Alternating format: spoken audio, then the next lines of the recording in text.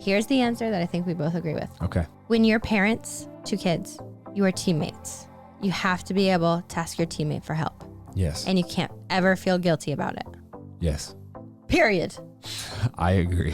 Don't try to figure out the strategy of the war while you're in the battle. You like that? You like that? Come on. I just came up with that, You're babe. just such a Do you think I'm like... geek. You're a genius, babe. What's up, everybody? Welcome back to Couple Things. With Shawn and Andrew. A podcast all about couples. And the things they go through. Today, for some reason, you have asked us to give you advice. That's right.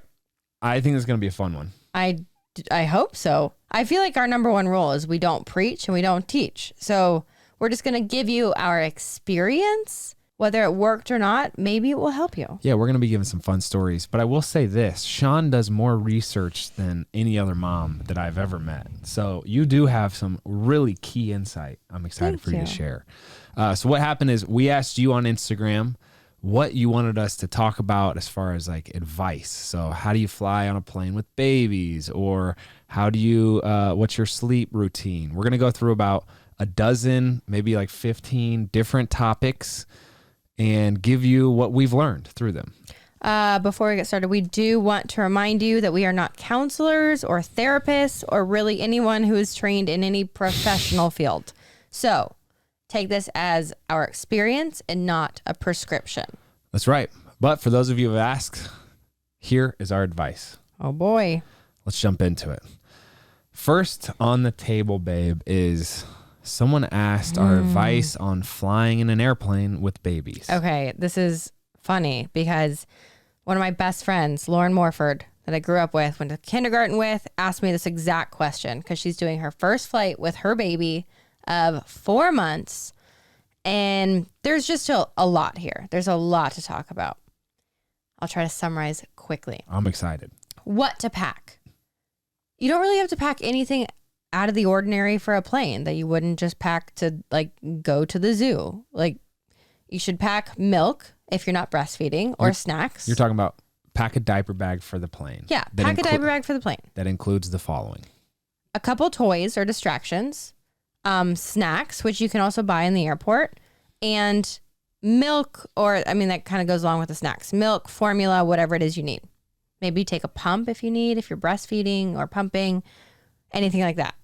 I would say feed a bottle of some kind, whether it's like a sippy cup or a bottle of breast milk or formula during takeoff and landing, because it helps kind of adjust their ears. Mm-hmm. And one thought that I had is the planes in my mind are the best time to break out the iPad. I feel like if your kid is at the age where they appreciate that, hook them up with the iPad. They don't even need headphones or anything. It's just give them a screen to look at. My main concern is like getting them through it somewhat distracted and in a way that doesn't make your experience miserable because you have a screaming kid, you know? I also think to a certain extent, try if you can to plan your flights kind of around the kids' schedules. So don't try to fly a red eye with your kid because they're not going to sleep. It just doesn't work that way. Don't like plan it like, oh, the plane's going to become their bed. Doesn't work. Yeah. Kids don't like to sleep on planes.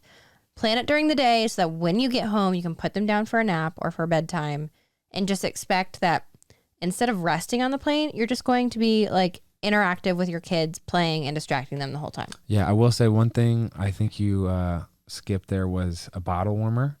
Back when you were like pumping, it was really helpful for Shawn to have some type of way to warm bottles. If you don't have that, then you can ask the flight attendant for hot water. They make coffee on planes, or like the restaurants in the airport have that too. I will say I ended up like investing in this like portable water warmer, and it actually was just easier to ask the stewardesses for like hot water that I would put in a cup and set the bottle inside. So yeah.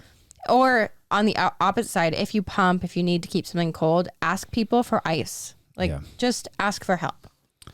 And then naps, the way we handled naps with Drew on the plane, she was definitely off her normal schedule, but we just had her, I mean, that's when she had a meltdown, was when she was tired and couldn't fall asleep because it was outside her normal environment. But she ended up falling asleep straddling Shawn, or like we just held her like in a cradle position, and she seemed to do okay. Yeah. I think just understanding that like it's not your house and it's not a crib. So It's going to be different. Also pack lots of wipes because Drew had this thing where she wanted to just eat the seats. So like it's helpful to sanitize Disinfect. things. Yeah, do that. To list a couple more things. Okay, so if you are traveling with an infant, we don't have to go into explanation, but Mamava, Mamava, is an app you can download. It will show you anywhere in the country where there is like a nursing, pumping, or mom station, which really helps. Like I use that to find a place at a baseball stadium, like close to a gas station, in an airport, all these things. And then Milk Stork is something that I used a lot. It's kind of pricey, but it actually is really awesome to use. It's a way to kind of ship and travel with a ton of breast milk if you're pumping or trying to travel with that. Can you talk about breast milk through TSA? Breast milk through TSA. So we'll try to link down below the like sheet that I have, but there are TSA laws that protect breast milk and mamas. You are allowed to travel with breast milk through TSA at like up to 100 and some ounces. So not just like your 4-ounce bottles of liquids like shampoo and conditioner. You can travel with up to like 100. Your breast milk does not have to be x-rayed and does not have to be opened and tested. So yes, I posted something on social media a while ago about my TSA experience. I kind of got in an argument with a TSA agent because they wanted to open every single container and actually physically test the liquid. That is not a law, so you don't have to. So you just have to kind of voice that. They just have to do extra screening on you and all the bags that you're carrying. And then the last thing I wanted to talk about was strollers, which we've tried all the strollers out there. The two that we prefer are the Up-A-Baby. That's pricey, obviously, but I like that one. It's larger and bulkier. But for an airport, it's helpful because it has a little undercarriage where you can throw bags, and there's so much clutter when you're going through an airport or on a plane with kids that it's nice to have one spot to keep things. And then the other is the Duna, is that right? The Duna. Where it's like a car seat and stroller in one that just kind of folds up really nicely. That's nice to be portable. And we've taken Jet on the airplane in the Duna, which works out well. So that's kind of my high level thoughts. If you have deeper questions, just DM to us and we're happy to answer them. We have a lot more that we could go There's through. a lot that goes into it. But if I had to summarize it, it sounds overwhelming initially. You'll get there, you'll do it once, it'll be a little stressful, but then you'll realize, you know what, this is totally doable. And my life doesn't need to be plainless for the rest of my child rearing years. Plainless. Because it is overwhelming. But it is doable. overwhelming. However, for anybody who's gone on a long road trip, that's overwhelming. It's no different. It's just rip the Band-Aid off. It's a plane. And it's just something new. And if your kid has a meltdown on the plane and someone has an opinion or gives you a face, I will say I used to get somewhat annoyed by crying kids on planes. Now I just have empathy for the parents. I just want to go over and be like, do you want me to take them? Yeah, like, do you want to I know that you're stressed and nobody wants this. Okay. Anyway. Next one. I'm going to do the next one on my own because Andrew and I got in an argument last time we tried to film this podcast because of this one. And we had the same answer. I don't know why we kept using the wrong words. How to ask your husband or spouse for a break with the kids. I'm a stay-at-home mom and he works all day long, so I feel guilty asking him to help. Here's the answer that I think we both agree with. Okay. When you're parents to kids, you are teammates. You have to be able to ask your teammate for help. Yes. And you can't ever feel guilty about it. Yes. Period. I agree. I agree. Next one. Relationship advice for when a partner is suffering with anxiety or depression. Okay, so I was super anxious when I was trying out for the NFL, just like it was like performance anxiety. Anytime I had practice, I would be locked up. Mm-hmm. You remember that? I do. And Shawn was so encouraging. She was patient. She wasn't trying to jam anything down my throat or tell me, hey, it's okay, you got this. She was just there for me and actually didn't need to say really anything. Maybe my love language is touch, but like if it felt like you just holding my hand and being with me was your way of showing support. So like, even though you are solution oriented and you did want to like, hey, let me throw this psychologist at you or this solution at you, like you were just there and you let me do it. And it didn't, because I feel like there's a world that exists where the other person's so anxious about trying to help the other person with anxiety that it just kind of snowballs the effect. So just try to be a calming presence is what worked for me. You did a great job at that, and I'm appreciative of it. I think anxiety and depression, or anything when it comes to mental illness in that category, can always feel very isolating. They can always feel like, oh, they just don't understand, or, oh, they're just not going to get it. And I think as a spouse, the best relationship advice I was given is just love them and be there for them. Don't think to yourself, oh, it will pass, it'll be fine. No, like Andrew said, be there with them. And you don't have to try to fix it, but just make sure your spouse knows no matter what it is they're going through, it'll be okay and we'll be together. Yeah. That being said, usually it is a phase, right? Yeah. And now I look back on that phase of our life with fond memories. Like, even though in the middle of it, it was torture and I wanted out of that situation so bad, I'm like, wow, what a special time of bonding for Shawn and I to get to know each other in a different way. So if that was you that asked that question, you got this. Next up, the question is, or the statement is, the first year as first-time parents, they're struggling to not fight all the time. The first few months is a grind. I talk about this all the time. There's just so many new logistics introduced. There's so many new stress points where you have this baby who like needs care, and each parent is coming at it from different cultural backgrounds and different, parental roles. And also you have the fact that every day you wake up probably earlier than you were expecting to, like at 3 a.m. and you're not waking up to like a calm alarm clock. It's a crying baby that wakes you up. And for us, we have sound machines, and you're trying to have this conversation. You can't hear each other. It's probably a poopy diaper is their first action that you have to change. There's just a lot of like variables that are new and you haven't done before. So fighting, there will be some conflict, but as long as you're going through the conflict with the mindset of, hey, you know what? We're two parents who have really different unspoken expectations. And the goal of this conflict is to try to get us closer to being on the same page. You're going to be fine, right? And there is hope. I think I think of it like this. So when you get married, when you get engaged and married, you spend quite a bit of time figuring each other out. Like, it takes years to be like, okay, I'm the clean one, you're the dirty one. This is how we're going to compromise. This is how we're going to like do life together. You start learning that through the dating phase and everything.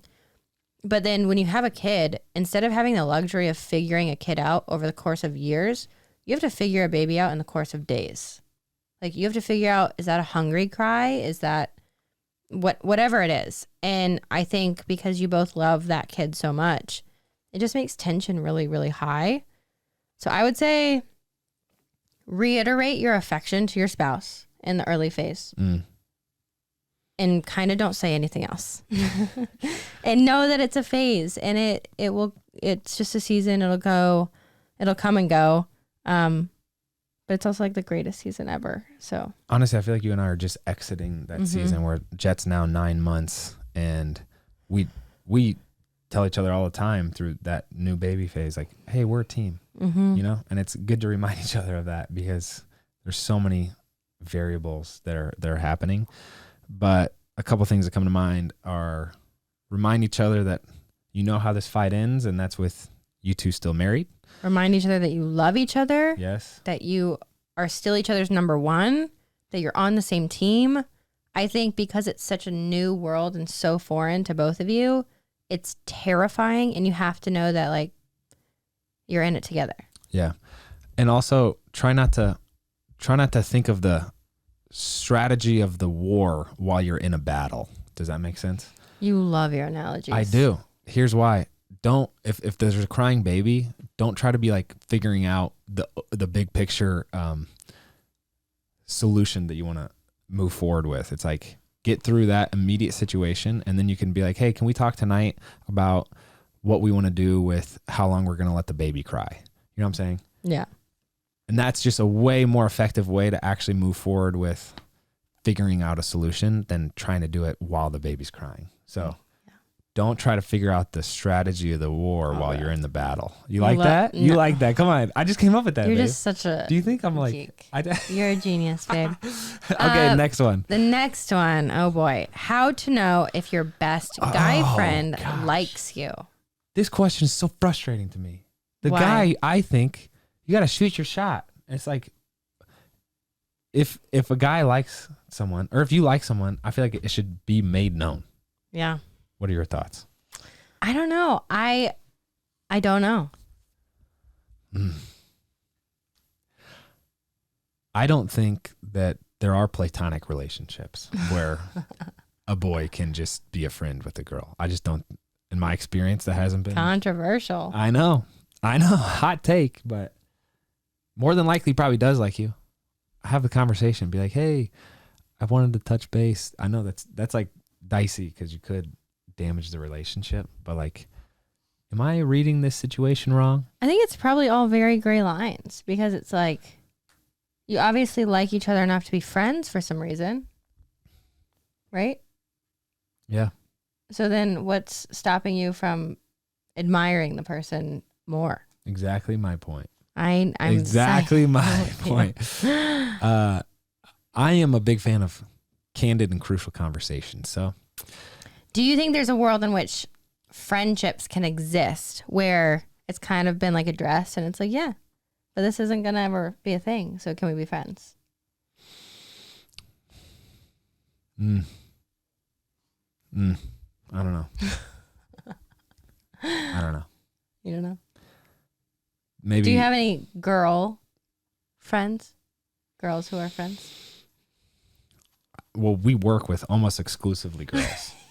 So what are you saying? Am I cool with them? Are they? Yes. But like, am I going to call Lexi up and be like, hey, you want to go on a walk, just you and I, to the park? No. Does that make sense? Yeah, but like you're friends. Would you be down for that? No.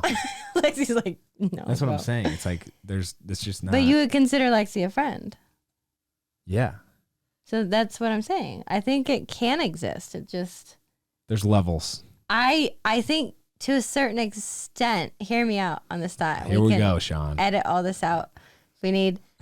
I think every relationship that happens, like friendship or more, immediately starts out with like, could this person be a spouse or like a whatever? This is getting wild. I love it. I love it.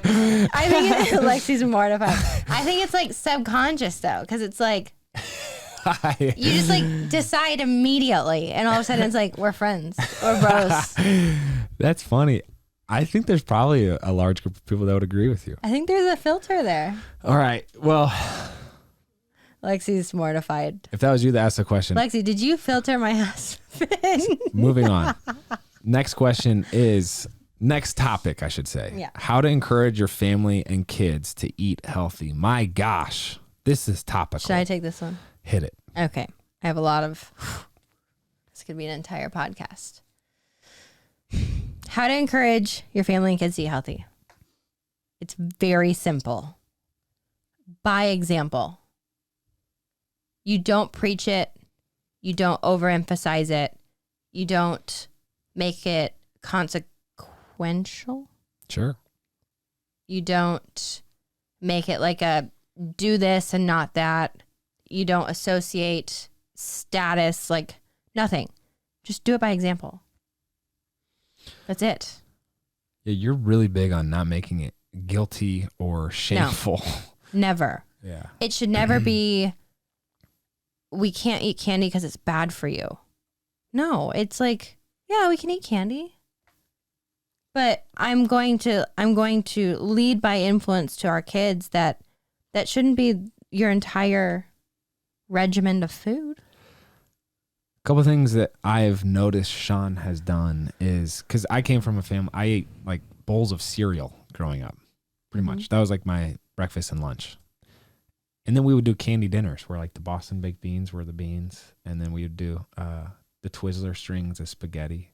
Not all the time, but I'm saying. Wow. Did you know this? I did not know this. It was epic, dude. Candy dinners, hot take, are a fun activity for kids. But what Shawn has done that I've gleaned and has just slowly morphed me into someone who eats healthier is like, it's just a lifestyle. Like, to her point of just leading by example, she goes to the grocery store and she'll buy healthier products. And initially it's like, why are we eating the healthy granola instead of my cereal?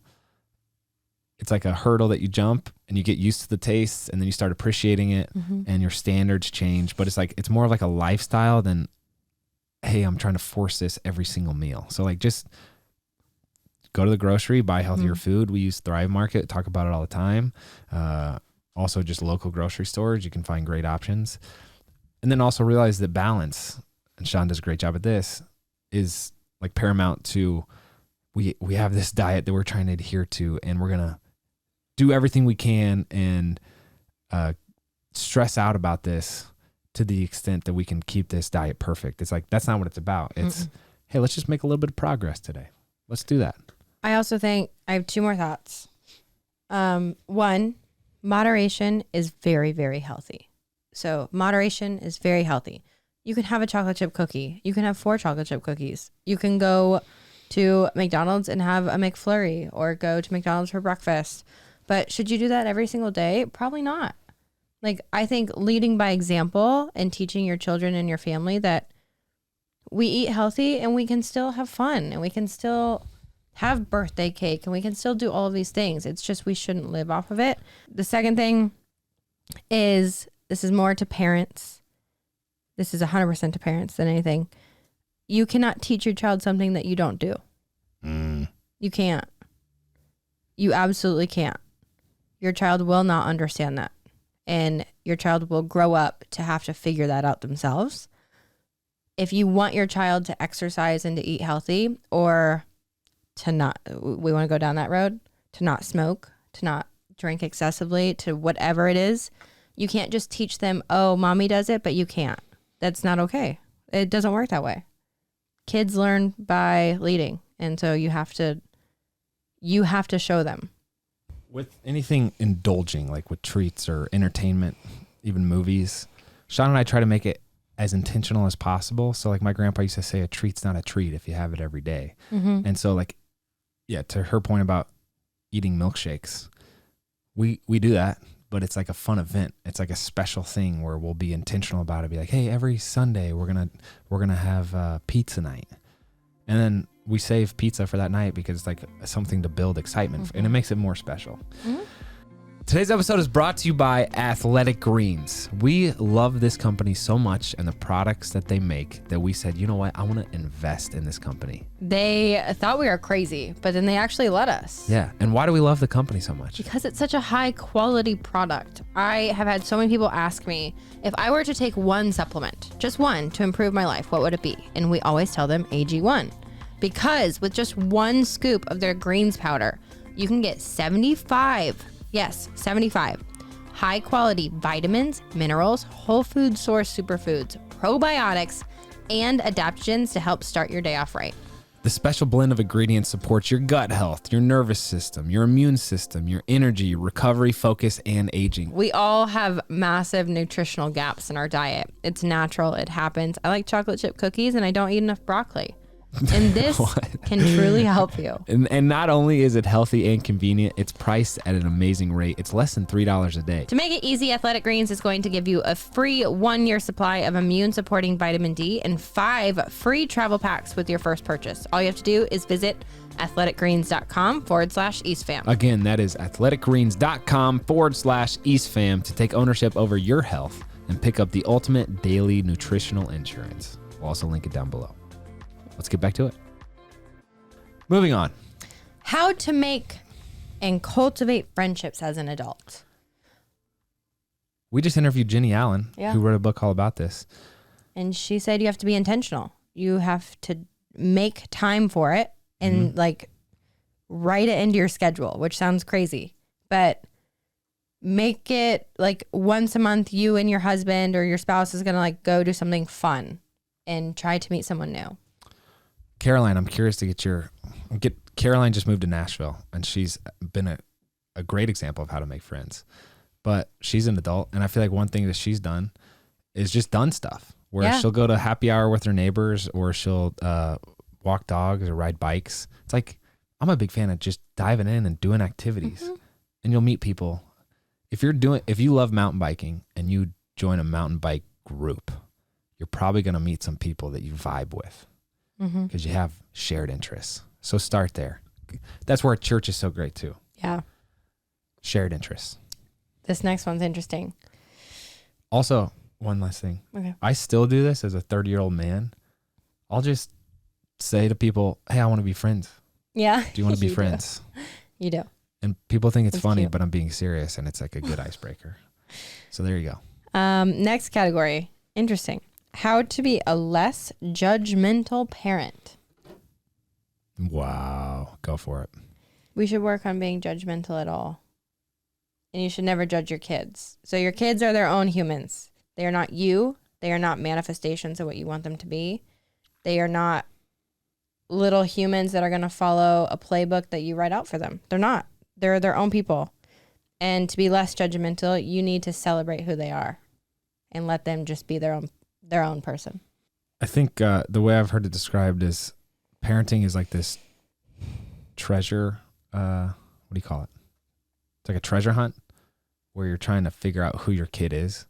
And obviously there's going to be, like, Shawn and I love sports. And so the things that we get excited about are sports. And so our kids see that and probably want to do more sports but we try to be aware of that. And it's like, as far as interest goes, whatever, we're going to try to lay the foundation to set this kid up for success and like a healthy life and fulfilling friendships and purpose. But at the end of the day, it's kind of fun to see how it all pans out. So, sit back and enjoy the ride. Obviously you have a role in that, but For sure. Like, but your role is not to judge. You and I kind of like, I'm more of a hardline parent a little bit, where I'm like, I'm not going to let you do X, Y, Z, but not judging. You got to draw the lines. Bop, bop, bop, bop, bop, bop, I think we're on the same exact page I there. agree. All right. I think we're not going to teach our kid it's okay to hurt people. Yeah. Or X, Y, and Z. But I don't think we get to judge their interests, their hobbies, and their passions. I appreciate this question. And obviously I think you and I need to sit down and figure out how we're going to navigate that one. I think we're on the same exact page. Next one. How to mentally prep myself and my 2-year-old for baby number 2. Oh, you got this, dude. 0 to 1 was way harder. Yeah. In our experience. Our pediatrician is actually the one who kind of prepped us for it. He said, talk to your 2-year-old a lot and talk to your 2-year-old as if it's their baby. So it's not mommy and daddy are having another baby. And it's not mommy and daddy are going to bring another baby home for us or whatever. Make it your kids. Make it your 2-year-olds. It's your baby brother. It's your baby sister. It's your baby, make it like an exciting moment for them more than anything else. We also brought a present home for Drew from the hospital. Is that right? From the baby. From Jet. And then anybody that came to meet the baby at the house, obviously there's going to be like family and friends and everyone's so excited to meet the baby, and the 2-year-old can feel left out. So we always included Drew by having her be the gatekeeper, where it's like, hey, Drew, can Uncle Sam meet baby Jet? And then that way she feels special and takes ownership. And it's always like if a friend would come over and say, can I see Jet? It'd be like, oh, you have to ask Drew. Yeah. That's Drew's baby. It was fun. So they'd be like, Drew, can I meet Jet? And Drew would kind of take him over and truly let the 2-year-old be almost in possession, which sounds weird. Yeah, it's fun. All right, next question. How to create vision for your family. We've been blessed to have mentors who have helped us with this. We did a whole episode on goal setting, which you can listen to. It's like 45 minutes or an hour of what Shawn and I do on an annual basis. I think this is so important. And this is, at least for how Shawn and I operate, one of the more exciting things that we do. And for us to have this shared vision for what we're building, we work together, we parent together, we're best friends, we're married, we work out together. We do literally all of life together. We do all of life together. And so for us to sit down and set a vision is not only important because it gets us on the same page of where we're going, but it's also fun. it's like, wow, we can dream together. And that process for us has been like so special and unlocks just all these conversations about, oh, I don't feel that way. And it's because this hurt me this past year, whatever. It's just like, it's vulnerable. Dreaming is vulnerable. So you can listen to that, but we break it down into like sections, and we dream and cast visions about each of that. But I was gonna say something we talked about in our goal setting and vision setting podcast, which you guys should listen to, is you so easily can get wrapped up in life, just kind of moving day by day, year by year, down a path that you never planned for. And I think something Andrew and I have tried to do as a family is have check-ins quarterly, annually, whatever it is, to make sure that every decision we're making on a daily basis leads us in the direction we want to go. And I'm not even saying you're going to go down a path that you don't like. It just might not be what you dreamt of. And it's so easy to say yes to this and no to that, and it not align with the vision you want. And I think if you have those reminders and those check-ins and you stay very vocal about it to your spouse, you can keep your family going down the path that you want. There's a book called Visioneering that I would recommend reading. He says that everyone gets somewhere in life. Some people get there on purpose. Like that concept just really shook me, where it was like, man, missing out if we're not doing this on purpose or intentionally, then what are we doing? So read that book, listen to the podcast episode, and dream. It's fun. Okay. Next topic. How do you know you're actually ready to have kids, and how to ask your partner who isn't ready? So you both have to be ready to start. I'm a firm believer in that, and to start trying or to have a kid. And honestly, that is what it means to be a team, is you have to work together to make sure you're on the same track. Andrew and I struggled with that with like our miscarriage, because we would kind of go back and forth on who was ready at certain times and who wasn't. We would kind of flip back and forth. And you just kind of have to wait for that time when you both are. And that's just through communication. Yeah. And it's not like, hey, I'm ready to have kids, we're doing it. It's being up for entering into the adventure. And so just make sure you're both on that same page, because you don't know, like when you start trying, it could take, we've had friends that it took 5 years. It took us 3. And it's a wild adventure. It's like you're entering this game where you have no control, and it's continually humbling from the beginning to the end, where pregnancy is crazy. There's so many things that can happen, and parenting is the same way. So it's like, hey, we're at a spot where we're strong enough together as a couple to take on these new variables, but you got this. There's a lot of ways to live a fun and fulfilling life, and having kids is certainly one of them. It is. If you're entering that journey, good luck. Okay. We're going to rapid fire the last 4, because they're heavy hitters and we could talk about them for hours. You ready for this? Yes. How to feel like you still have purpose as a mother. I would say this. You can lose your identity, and you can lose your identity for a while as a mom. You have to be intentional. You have to ask for help, and you have to do stuff for yourself. As a mom, you do everything you can to sacrifice your life for your kids and your family. But you have to remember that in order to be the best mother you could be, you also have to protect who you are and give yourself some time. How to tell if your spouse, how to tell your spouse if you have a complaint about their parents. Whoa. Okay. I think full of grace with a dose of truth. It's kind of a good way to approach it. Don't make it feel like you're attacking the parents. That never goes well. Try to handle the issue together and not individually. And then one thing that our marriage counselor said to us was,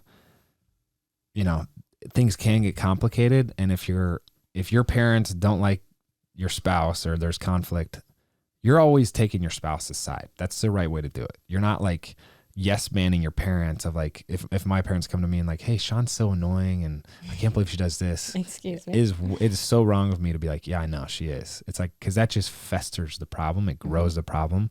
You're taking the side of when they come to you and say, Shawn's so annoying. It's like, no, I love her. She's my wife. And we are growing together. So do it together as a team. Next up. How to maintain body positivity as a mom and someone in their 30s or 40s. I don't look like I did in my 20s. Bodies change over time, as they should. And being a mom changes your body. I think you have to understand and accept the changes that come with the miracle of life. And think about yourself this way. If you had a daughter, what would you teach her to think about her body? I think that's what I have to remind myself the most of, is to give yourself grace. And I would want Drew to love herself no matter what. So again, you can't teach what you don't act on. So I have to act on that. I got thoughts on aging. It's like, what? Why is everyone trying to stay looking young? I think it's fun to like get old and wrinkly together. That's part of it, dude. It is. What are we doing? It's going to happen. And then we're going to be dead. That's kind of what happens. It's like you look good for a little bit, then you get old and wrinkly, and then you die. Okay. Bada bing. Last one. That's just it. Don't. On that note, Andrew, how to live life to the fullest. What do you do to make the most of every single day? Oh, dude, I love this question Give too. me your best. I freaking love it. One line. This is the day the Lord has made. I will rejoice and be glad in it. Every day is a blessing. Don't take it for granted. That's how I start each and every day. Are you done? I'm done. I start every day like that. That was my mic drop. I read every morning. It gets me pumped. And it's just like when you wake up grateful and excited. And I know some people don't like their job or they're in stressful situations and like families, whatever, it can be stressful, but there's always going to be something good going on. So look at that and let that control your thoughts. Like, so cheesy, but control what you can control. And the one thing you can always control is your attitude, right? Mm-hmm. So just recognize the good. That doesn't mean there's not going to be conflict, but you have something to be grateful for. I'm just a big believer that everyone listening literally is put here to change the world. They have a story or an experience that no one else has, and they could share that to reach others and impact people. So like, are you doing that? Are you doing that? That's my question. Just get pumped up about it. Like it's crazy. I love your passion. Can I keep talking or you want me to shut it down? I'm cutting You're you shutting off. me down. Yes. I'm going to do a whole redirected podcast episode on this because you should. Purpose is important. Anyway, we'll leave it there. Thank you for those questions, Instagram. Hope that was somewhat helpful. Yes. Probably the airplane was the most tangible advice. Yeah, we got lists on lists. Check the description down below if you haven't yet. Please subscribe. Thank you for listening. I am Shawn. And I'm Andrew. And we are the East Fam. Out. Hey, it's Andrew. And Shawn. Just want to say congratulations on making it through that video. That's a major commitment. It's a long time. It's about an hour. Might as well subscribe. Or if you want to see other videos, click here and here. See you next time.